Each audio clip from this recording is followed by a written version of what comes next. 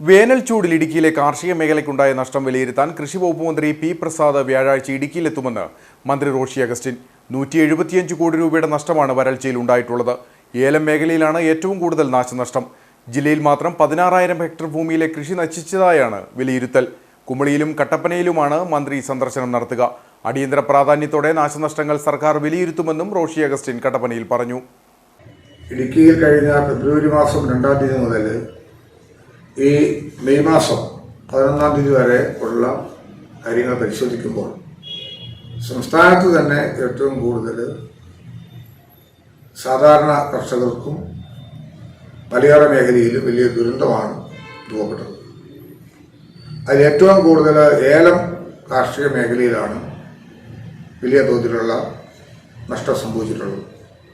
എന്നാൽ കാപ്പി, വാഴ, കുരുമുളക്, കരിമ്പ് ഉൾപ്പെടെയുള്ള കൃഷിയും നഷ്ടപ്പെട്ടിട്ടുണ്ട്.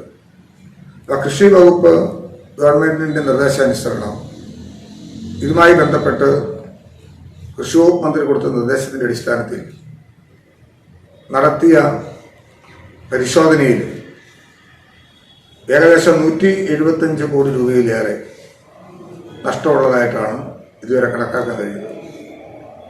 ഏതാണ്ട് 16,000-ഓളം ഹെക്ടർ ഭൂമി, അതിൽ 16,000-ഓളം ഹെക്ടർ ഭൂമിയും ഏലം ആണ് നഷ്ടപ്പെട്ടിട്ടുള്ളത്. അപ്പോൾ മലയോര മേഖലയിൽ നാമമാത്ര കർഷകർ, ചെറുകിട കർഷകർക്ക് വലിയ ബുദ്ധിമുട്ട് രൂപപ്പെട്ടു എന്നുള്ളത് കൊണ്ട് തന്നെ അടിയന്തര പ്രാധാന്യത്തോടുകൂടി ഇക്കാര്യം ഗവൺമെന്റ് വിലയിരുത്തി. ഇതിനോടകം തന്നെ ഇതിനാവശ്യമായിട്ടുള്ള നടപടികൾ സ്വീകരിച്ചു വരുന്ന പശ്ചാത്തലത്തിൽ തന്നെയാണ് ബഹുമാനപ്പെട്ട കൃഷി വകുപ്പ് മന്ത്രി നാളെ ഈ സ്ഥലം സന്ദർശിക്കുവാനും ഏലം കർഷക പ്രതിനിധികളുമായി കണ്ട് സംസാരിക്കുവാനും കുമളിയിലും കട്ടപ്പനയിലുമായി എത്തിച്ചേരുന്നത്. രാവിലെ കുമളി വെള്ളാരംകുന്നെത്തി തിരിച്ച് വള്ളക്കടവിലും സുവർണഗിരിയിലും ഓരോ സ്ഥലങ്ങളിൽ ഇറങ്ങി അവിടുത്തെ കർഷകരുമായി കണ്ട് ബുദ്ധിമുട്ടുകൾ മനസ്സിലാക്കും.